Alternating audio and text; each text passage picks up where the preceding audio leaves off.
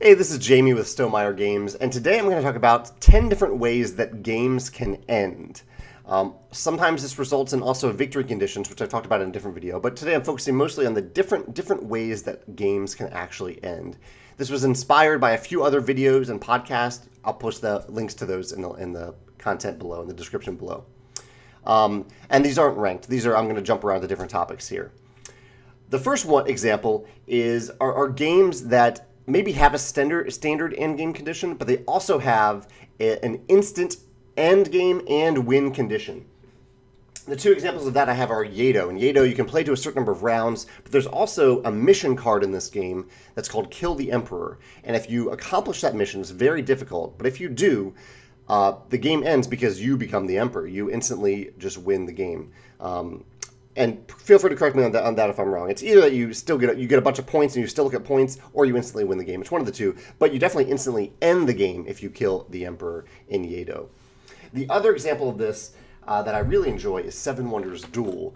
There is a standard way to end the game in Seven Wonders Duel, but you can also have an instant end and win with science, or an instant end and win with military. And I really like how this encourages you to pay attention to the other players at the table and have this kind of soft player interaction with other players, where if someone is going heavy military, you might be more incentivized to take a few military cards in Seven Wonders Duel so that they can't win on military. So I really like things in games that give you a reason to pay attention to other players, even if you aren't directly combating with those other players or having direct conflict in those games. So that's kind of instant end and win conditions in Yedo and Seven Wonders Duel. The next category is Archipelago, which I haven't played in a while. I hope I don't misstate this. But in Archipelago, it's really interesting because each player has a secret endgame trigger. But if anyone triggers any of the endgame triggers, the game will end. And I think maybe you have to hit 2 of them. That's the thing that I'm not remembering correctly. But one of them might be like, if a player ever has 20 coconuts, that's an endgame trigger. And you get a certain number of points for coconuts. And so players might, this is another reason that you kind of look around at other players at the table, because players might see that I am suspiciously collecting a lot of coconuts, and they might realize, oh, that is one of the end game triggers, and one of the end game scoring categories, because they correlate, and so they might start to go after that. So again, like Seven Wonders Duel and Yedo, it gives you a reason to kind of pay attention to other players based on what they're doing. That's Archipelago. So kind of secret achievements and secret endgame triggers that affect all players, which is kind of a weird category. I haven't seen that done in many games. I don't have it in front of me, but you can see Tapestry, a few copies of Tapestry behind me back there. That's the new game that we're releasing. In Tapestry, I just talked about this today on today's Design Diary on August 11th. Tapestry has a set number of income turns that players take throughout the game. So it's not a set number of rounds. You're not stopping the game to take a certain for all players to do something at the end of a certain round. You just continually take turns, and one of those turns that you can take is an income turn. And players will take exactly 5 of them over the course of the game. But when I take income turns might vary greatly from when you take income turns. Or at least, like, my second income turn might happen really quickly, while yours might happen a little later. But I might catch up to you, and my 5th income turn might happen after your 5th income turn. This is a little similar to Everdell. In Everdell, you are taking just either a worker placement turn or a turn where you pass out of the season into the next season. But you're not all players aren't doing that at the same time. So this is like a set number. It feels like a set number of rounds, but it's a little bit different because you are taking. There's a specific type of turn that you're taking a set number of times over the course of the game, and it's player controlled. You are controlling largely when you take that type of turn. So that's Tapestry and the idea of a set number of income turns, or a set number of a certain number of turn that leads up to the end of the game. The next example is found in many cooperative games, and that is that you either reach a lose condition or you reach a win condition. And the example I have for that is Shipwreck Arcana, one of my new favorite cooperative games. This is a game where you are cooperatively deducting things with other players, and if you are guessing incorrectly throughout the game, or you're triggering other things, you are moving towards a loss condition. Whereas if you guess correctly, you are moving towards a win condition. So you're either ending the game with a win or a loss, and the game is ending one of those two ways. And I like in Shipwreck Arcana in particular that you can choose the difficulty at the beginning of the game, so you can make it very difficult in that if you even have one incorrect guess or one wrong move, you lose the game. But you can also make it really easy and give yourself a lot more flexibility.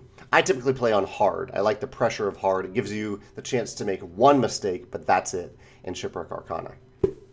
So that's cooperative games that have an end or a lose condition. Again, it's you know right away if you win or lose, it's tied to the end game condition itself. Let's jump over to I have some games at the bottom of the stack here. Let's do set number of rounds, because that's kind of a classic way to end the game. There are reasons that I don't like rounds in games in particular. I think it interrupts the flow of the game, but it can also give players a nice little break to do something together with a little less pressure, and there's a little more structure to it. And in some games, I think the round structure works really well. This is something we actually resisted for a long time in the design of Wingspan. We were trying to avoid rounds. Elizabeth knows that I don't go after rounds in games. But eventually we realized the original end game condition of Wingspan was that you'd play X number of birds. I think it varied. At one point it was 8, at one point it was 10. So the first player to have X number of birds in play ended the game, and then you'd count points. But what that ended up doing for Wingspan is that it made it feel like a race. Players were racing to play birds, and playing birds became the #1 thing to do. You were always looking to play birds. It didn't really feel like you were building this engine that we really wanted players to feel in Wingspan. So we changed it, and so we gave Wingspan a set number of rounds. You're playing 4 rounds in Wingspan. Each player takes the exact same number of turns over the course of the game. I think you end up taking like 32 turns, something like that over the course of the game. And this really helped the game because it took away that race element and let players build this engine and use this engine instead of just focusing on playing birds. And so by taking away that timer, or actually by adding a timer really to the game, it took away that race element from players. So I think in games like this, where you don't want players racing to do something, where it's really conflicting with the fun of the game, I think adding rounds to a game can really, really help. The other option of doing this is like what I just talked about with Tapestry, of having a set number of income turns, a certain type of turn that that moves players towards the end of the game. But there's an incentive not to just take those turns one after another over the course of the game and to do other things. But yeah, Wingspan is an example of many, many games that use a set number of rounds to trigger the end of the game.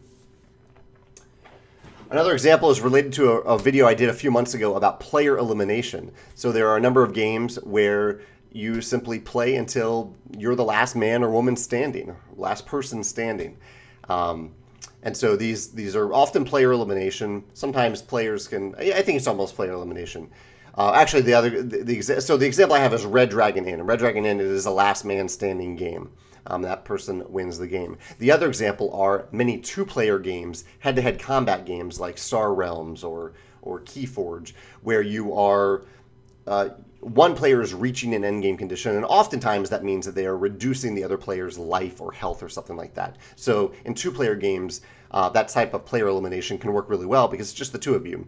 If you eliminate someone, the game also ends at that same time and you win. So this is a category of last person standing games that usually involves some form of player elimination.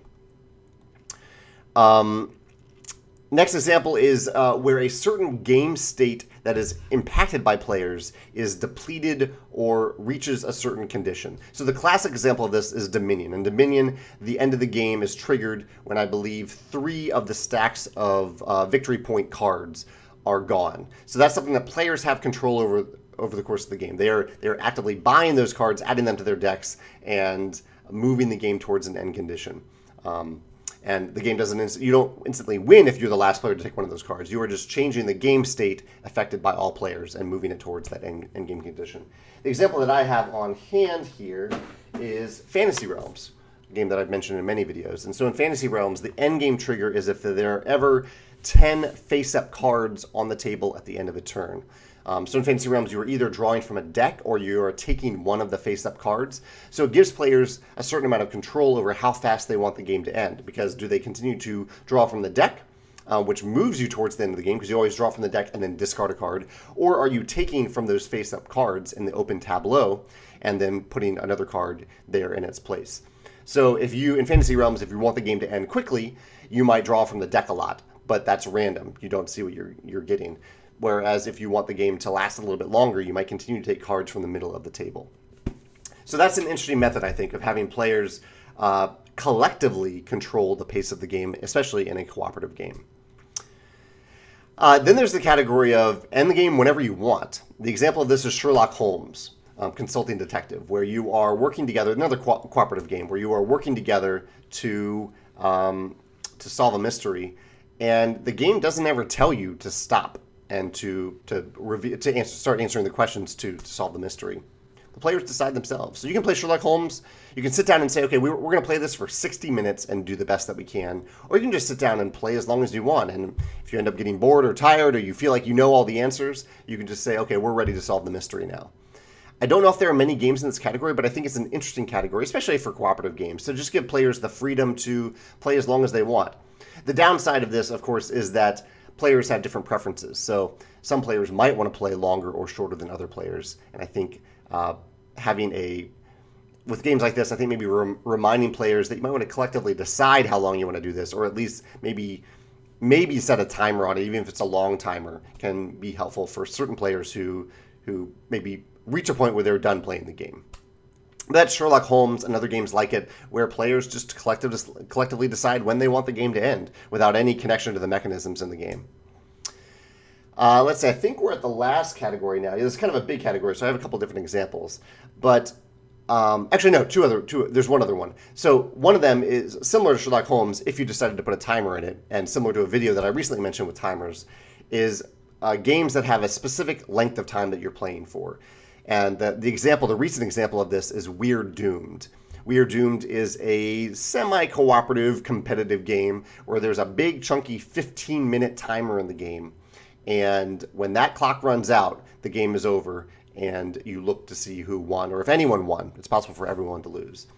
So this is an interesting method of an endgame condition where it is a very specific length of time that decides when the game will end.